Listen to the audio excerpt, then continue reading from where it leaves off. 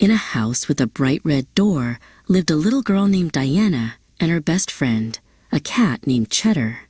Diana had hair like bouncy black clouds and eyes as dark as midnight. Cheddar was a very fluffy Persian cat, yellow like a block of cheese, with eyes as green as spring grass. Today was a perfect day for an adventure in the meadow behind their house.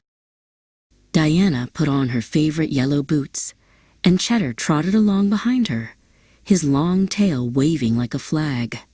They walked through the tall grass until they reached the old wooden fence. "I wonder who we will meet today, Cheddar," Diana whispered. Cheddar let out a soft meow and flicked his ears toward a loud sound coming from the farmyard. On top of a large golden hay bale stood a bird unlike any they had ever seen. He was a very large turkey named Alper. Alper had feathers that shimmered like oil on water and a very long red wattle. He stood very tall and looked down his beak at the visitors. "Halt!"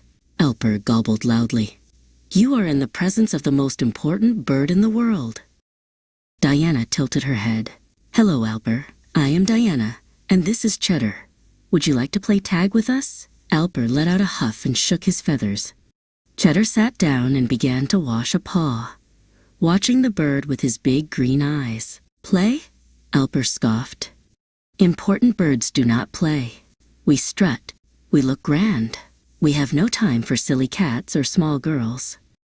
Diana felt a little sad, but she remained kind. "Being grand looks very lonely," she said softly. She held out a small, shiny pebble she had found. "Would you like a gift instead?" Alper turned his head away. "I have no use for pebbles. I have my feathers and my high throne. Now, watch me walk." Alper decided to show them just how important he was by walking along the top of a prickly hedge. Alper began to strut along the edge of the hedge. He wiggled his tail and lifted his feet very high. But the hedge was full of sticky brambles and sharp twigs. Suddenly, a gust of wind blew. Alper wobbled, he tipped, and with a loud squawk, he tumbled right into the middle of the thorny bush. "Oh no!" Diana cried.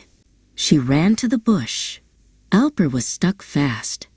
His beautiful feathers were caught on the thorns, and he couldn't move his wings. He tried to wiggle, but the more he moved, the more he got tangled.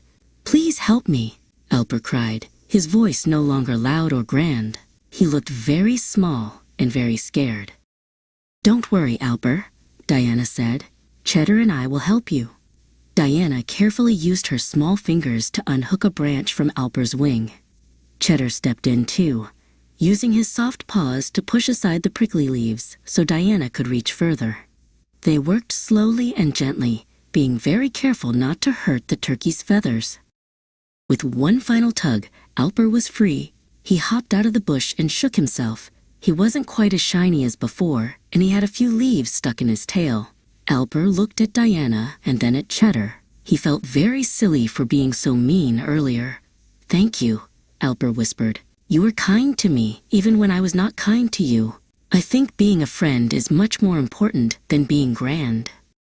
Diana smiled and gave Alper a gentle hug. From that day on, Alper didn't sit on his hay bale alone. He played tag with Diana and shared his sunshine with Cheddar. As the sun began to set, Diana and Cheddar walked home. They knew that the best way to be truly important is to be a good friend to everyone